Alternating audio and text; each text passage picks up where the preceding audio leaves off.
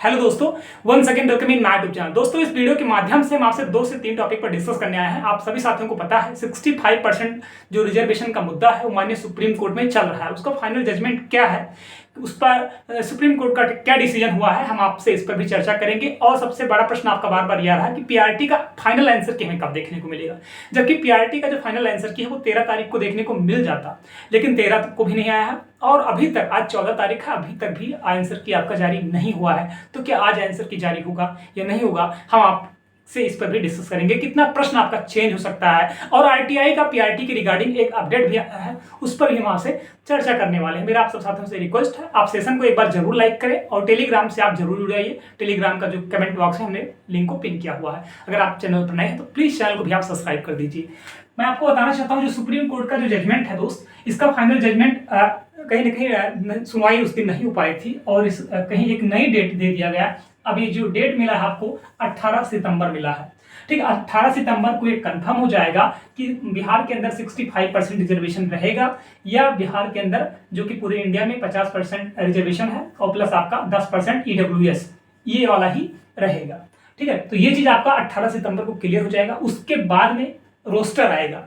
ठीक है, अभी आप समझिएगा चीजों को। 18 सितंबर को अगर ये चीज क्लियर होगा, देन उसके बाद में ही रोस्टर आएगा ना, कि किस अकॉर्डिंग रोस्टर आया।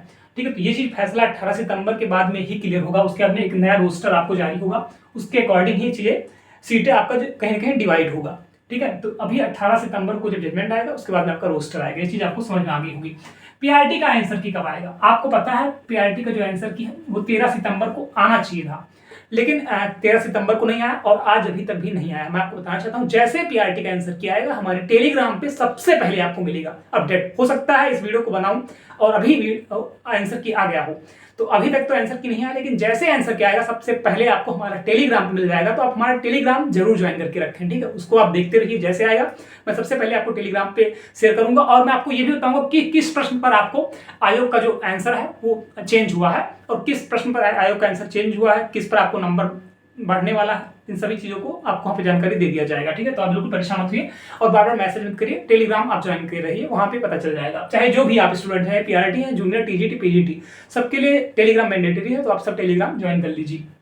आरटीआई का क्या जवाब आया है तो मैं आपको बताना चाहता हूं।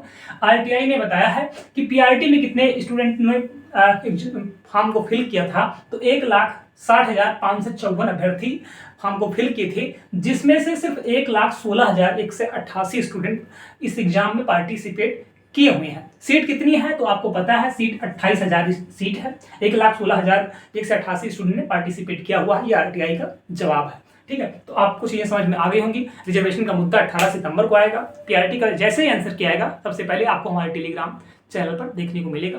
किस प्रश्न पर आपको चेंज हो सकता है, तो पीआरटी में आप मान कर चलिए 2 से 3 प्रश्न आपका चेंज हो सकता है। तो अगर किसी का नंबर कम है या थोड़ा, तो उन्हें बिल्कुल परेशान नहीं होना। आपका 2 या 3 नंबर हो सकता है, अगर किस्मत साथ देगी तो आपका नंबर इंक्रीज भी हो सकता है, और किसी किसी का नंबर कम भी हो सकता है। ठीक है, thank you so much, all the best, और उम्मीद है कि आपका जो रिजल्ट हो शानदार होगा। Thank you so much, all the best.